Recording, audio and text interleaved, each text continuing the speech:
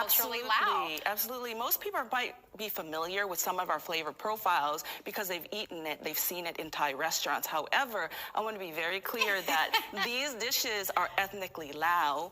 because part of Thailand is the Isan northeastern region, and back in our days, it used to be. ស្លាមបងប្អូនខ្ញុំមិនដឹងថាបងប្អូនស្ដាប់បានទេណាប៉ុន្តែគាត់ថាខ្ញុំអូយស្ដាប់វីដេអូនេះហើយគឺខ្ញុំមានអារម្មណ៍ថាវាថាសុបាយចិត្តណាព្រោះអីបងប្អូននឹងស្រាប់ហើយយើងមិនថាមិនតាមតែឥឡូវយើងមានចំនួនមួយពួកសៀមហ្នឹងហើយនឹងស្រាប់ហើយវាពួកជនជាតិចៅហើយវានឹងលួចទាំងរបស់របរមិនថាមហោបមិនថាបបធរមិនថានិយាយទៅសឹងថាលួចគេសឹងគ្រប់គ្នាមកឲ្យថាមកទូទាំងអាស៊ីហ្នឹងជាពិសេសប្រទេសនៅចិត្តវាហ្នឹងចង្រៃហ្មងប្រទេសខ្មែរយើងនៅក្បែរវាវីដេអូមួយនេះតែខ្ញុំសប្បាយចិត្តទេព្រោះអីគាត់ថាកំពុងតែនិយាយក្នុងប៉ុស្តិ៍ទូរទស្សន៍នេះគាត់គឺជាជនជាតិឡាវហើយគាត់បាននិយាយថាចេះមហោបដែលអ្នកឯងឃើញនៅក្នុង restaurant ថៃណានៅក្នុងហាងថៃណាថាអ្នកឯងគិតថាជាមហូបថៃ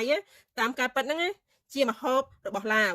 ហើយមហូបនេះគឺជាកន្លែងដែលថាកាលពីមុនទឹកដីហ្នឹងជាទឹកដីរបស់ឡាវហើយថៃបានយកអូយខ្ញុំមិនដឹងគិតថាពួកថៃមិនដឹងវាក្តៅក្រហាយមិនទេឥឡូវហ្នឹងពួកអីយើង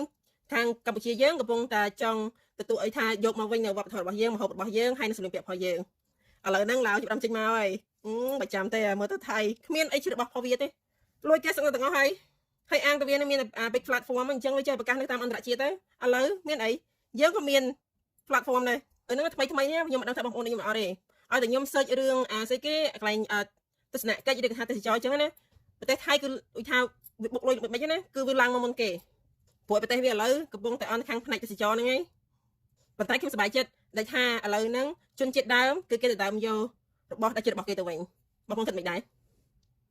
អញ្ចឹងខ្ញុំដាក់ link វីដេអូហ្នឹងនៅក្រោម comment របស់ខ្ញុំណាហើយបងប្អូនជួយចុចមើលផងហើយមើលកន្លែង comment បងប្អូនខ្ញុំមើលឡើងសតរងពោះទៅពួកថៃពួកថៃវាចូល comment អញ្ចឹងណាចាំមើលបងប្អូនសប្បាយហ្មង